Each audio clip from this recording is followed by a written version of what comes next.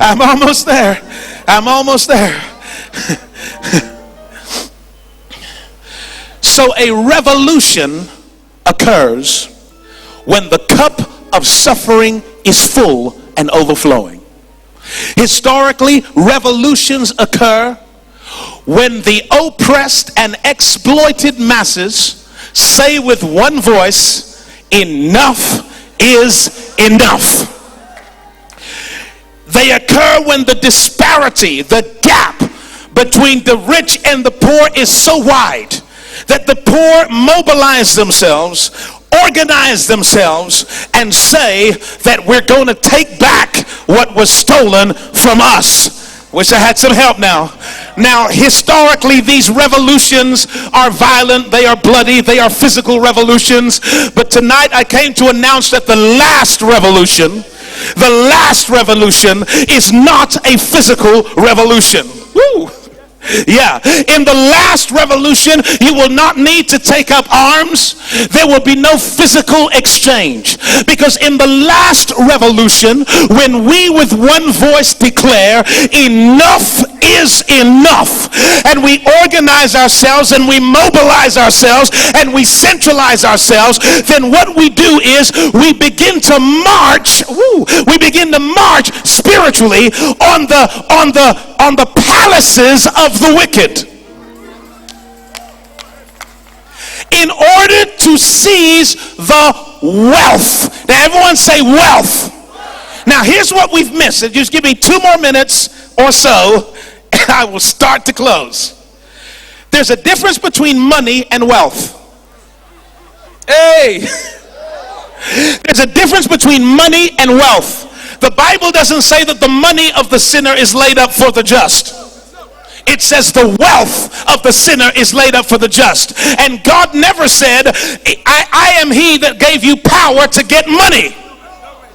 He said, I am he that gave you power to get wealth. There is a difference between money and wealth. And I'll tell you the difference right now. It's the difference between the mango and the mango tree.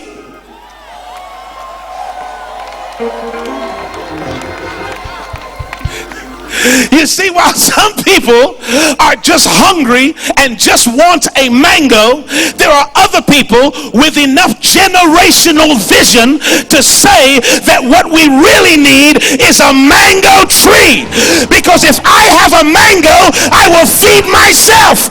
But if I have a mango tree, I will feed my family for life.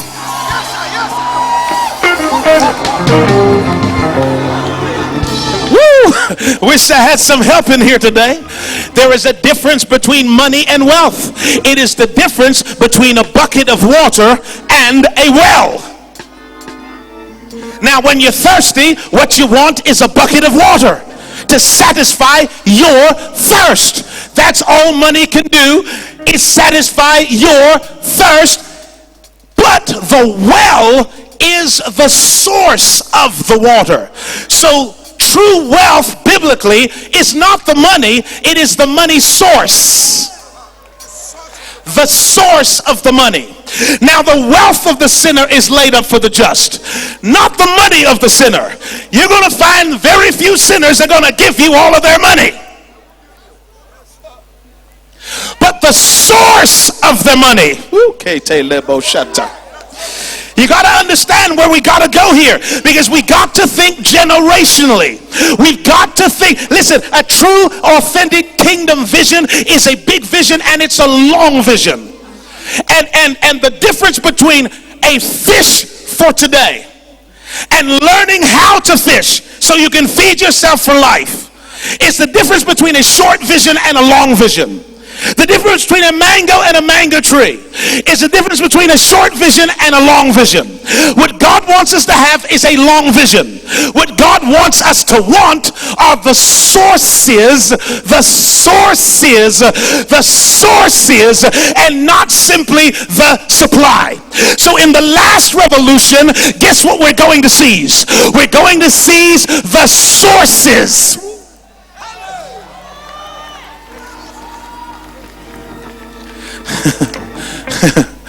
What were the sources in Genesis chapter 4? The sources were some new ideas about how we can sustain ourselves. Jabal said, I think we don't have to go hunting anymore. I see a day when we will not go out hunting for animals, because I've had a brilliant idea that we can raise the animals from young. Where is he getting this creativity from? It's the gift that God gave to Adam, that Adam gave to the devil, that the devil starts giving to wicked people. And so before long, wicked people are doing stuff that the righteous were always meant to do. Woo! Hey, I'm almost there, child of God. I'm almost there. I'm about to prophesy in a minute, okay? What's the source of their wealth? It was the industries, the economic drivers. It was fathering technologies. It was looking at new ways to do things. It was beginning to dig deep so that they could find ways to add value to other people and ways that they could serve.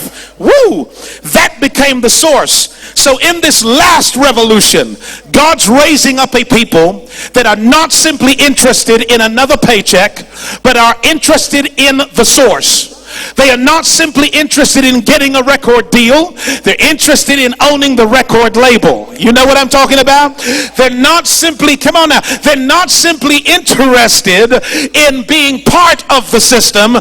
They want to create new systems. I wish I had some help in here today. God's raising up a people who are thinking out of the box, because in this last revolution, we're going to take the wealth of the sinners. It's going to be transferred to the righteous. And what's it going to look like?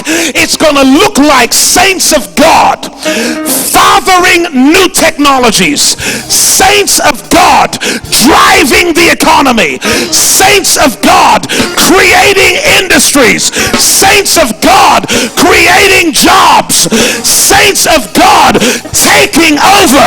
Is there anybody